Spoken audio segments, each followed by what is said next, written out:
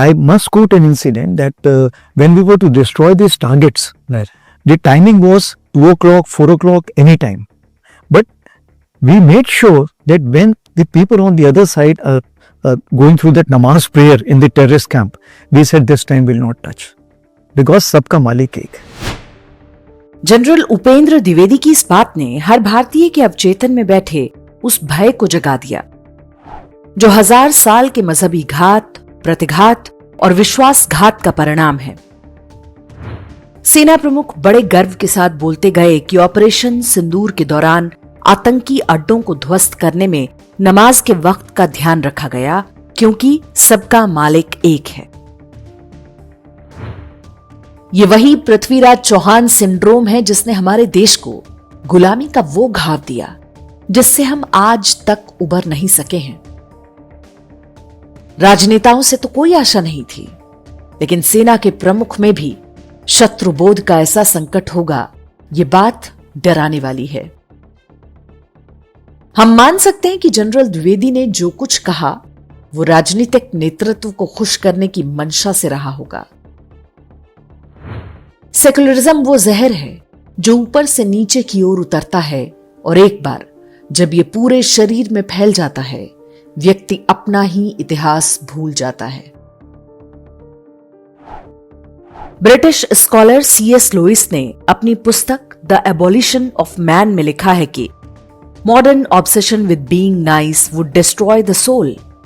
When a society stops believing in objective virtue, it doesn't become tolerant, it becomes manipulable. अर्थात अच्छा बनने का सनक हमारी आत्मा को नष्ट कर देती है. जब कोई समाज निष्पक्ष नैतिकता में विश्वास करना छोड़ देता है तो वो सहिष्णु नहीं बनता, बल्कि वो ऐसा बन जाता है जिसे बड़ी आसानी से कोई भी अपने अनुसार ढाल सकता है. C.S. लुइस ऐसे लोगों को स्वाभिमान से रहित कहते हैं.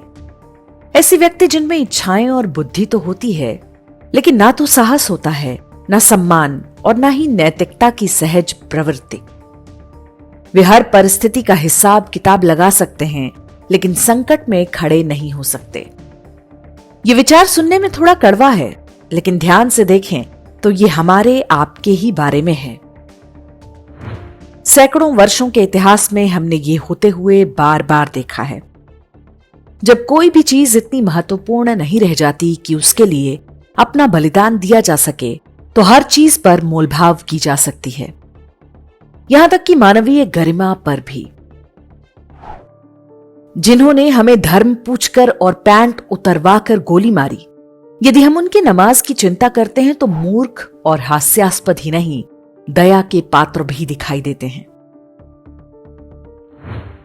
हिंसा अरबी मजहब की घोषित रणनीति यानी एडमिटेड स्ट्रैटेजी है. उनको आपकी सद्भावना से कोई फर्क नहीं पड़ता. वे हिंसा इसलिए नहीं करते कि वे हिंसक हैं.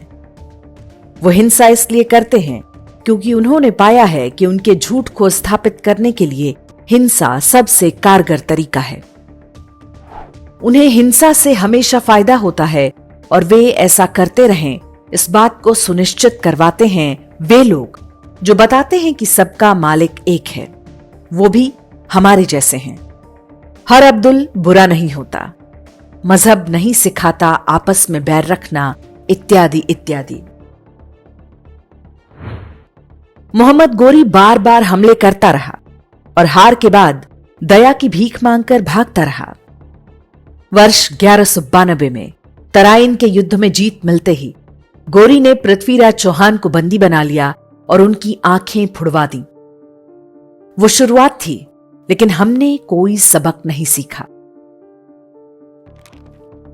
वर्ष 1565 में बैटल ऑफ तलिकोटा हुआ था. यही वो युद्ध था जिसके बाद दक्षिण भारत के सबसे शक्तिशाली हिंदू साम्राज्य विजयनगर का पतन हो गया. विजयनगर साम्राज्य की स्थापना ही दक्षिण भारत से इस्लाम के उन्मूलन के लिए की गई थी. उनके राज्य चिन्ह में भगवान वाराह को रखा गया था. लेकिन कुछ ही वर्षों में विजयनगर साम्राज्य के राजाओं को सेकुलरिज्म का चस्का लग गया. राजा राम राय ने 2 मुसलमानों को अपनी सेना का कमांडर बनाया था.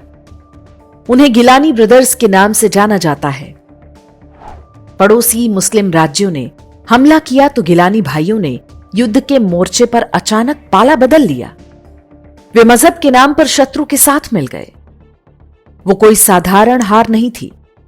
राजा को युद्ध भूमि में ही मार डाला गया। पूरा विजयनगर तबाह कर दिया गया। लाखों हिंदू काट डाले गए।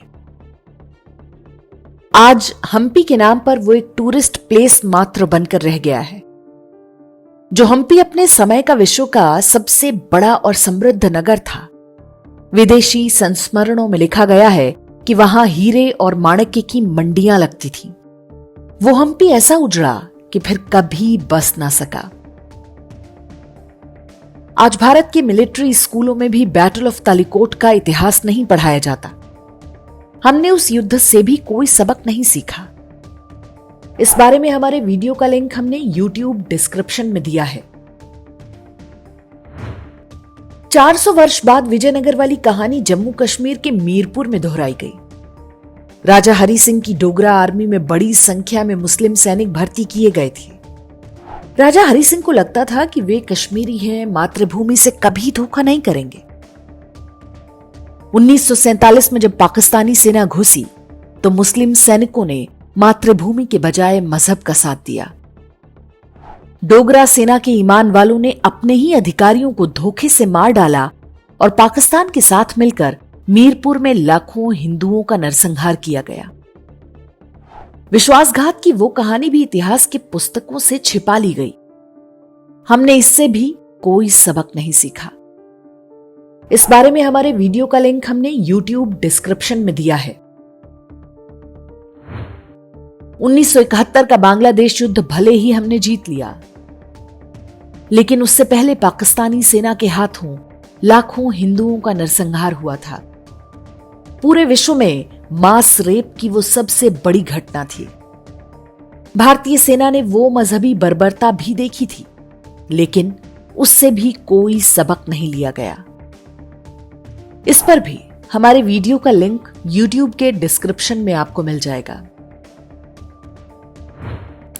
करगिल युद्ध के समय कैप्टन सौरभ कालिया को पाकिस्तानी सेना ने बंदी बना लिया था। वे चाहते तो उन्हें गोली भी मार सकते थे, लेकिन पूरे 22 दिन तक तड़पा कर मारा। वियना संधि के अनुसार किसी सैनिक के साथ ये व्यवहार युद्ध अपराध है। दूसरी ओर जनरल उपेंद्र द्विवेदी जिन ठिकानों पर नमाज की चिंता कर रहे हैं, वो तो आतंकी ठिकाने थे जिन पर कोई वियना संधि भी लागू नहीं होती। हमने सौरभ कालिया की घटना से भी कुछ नहीं सीखा। किसी भी सेना का एक ही काम है और वो है युद्ध जीतना। इसके अतिरिक्त उसका कोई दूसरा काम नहीं। वो सेना कभी विजयी नहीं हो सकती जिसे अपने शत्रु को लेकर कोई भ्रम हो। हमें विश्वास है कि भारतीय सेना को ऐसा कोई भ्रम नहीं है। वो अपने शत्रुओं को भलीभांति पहचानती है।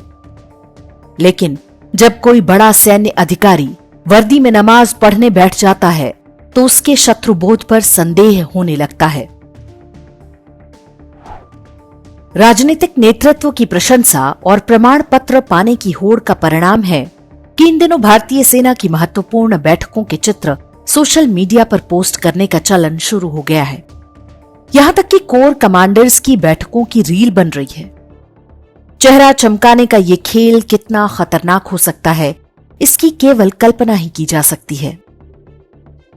कोई सैन्य अधिकारी सीडीएस बनने या राज्यपाल बनने की जुगाड़ में हो सकता है, इसमें कोई समस्या नहीं। लेकिन इस चक्कर में यदि वो अपना शत्रुबोध खो रहा है तो उसकी कीमत हजारों जवानों और करोड़ों भारतीयों को चुकानी पड़ सकती है। अमेरिका के राष्ट्रपति रहे थियोडोर रूजवेल्ट ने कहा था कि हर प्राचीन सभ्यता की एक कमजोरी होती है कि समय के साथ उसके लोग लड़ने की क्षमता खोते जाते हैं। सुख सुविधा, सुरक्षा और आवश्यकता से ज्यादा भावुकता उन्हें कमजोर बनाती जाती है। उनका पौरुष घटता जाता है। वे अपने शत्रुओं से युद्ध से बचने का प्रयास करने लगते हैं और फिर एक दिन उन्हें कोई असभ्य और बर्बर सभ्यता अपने पैरों तले रौंद डालती है। यदि आप में लड़ने की शक्ति नहीं है तो आपके सभी सद्गुण व्यर्थ और कभी कभी तो हानिकारक हो जाते हैं। भारतीय सेना यदि सेक्युलरिज्म का मैसेज देने के लिए शत्रु के नमाज पढ़ने की चिंता करती है तो ये एक खतरे की घंटी है। सबका विश्वास जीतने का काम भारतीय सेना का नहीं है, ये नेताओं का काम है जिन्हें चुनाव लड़ना है। समय रहते इसे रोका नहीं गया तो भविष्य हमें फिर से तराइन, तालिकोट या मीरपुर के मुहाने पर लाकर खड़ा कर देगा। समय उनको कभी क्षमा नहीं करता जो अपने ही इतिहास से कोई सबक नहीं सीखते।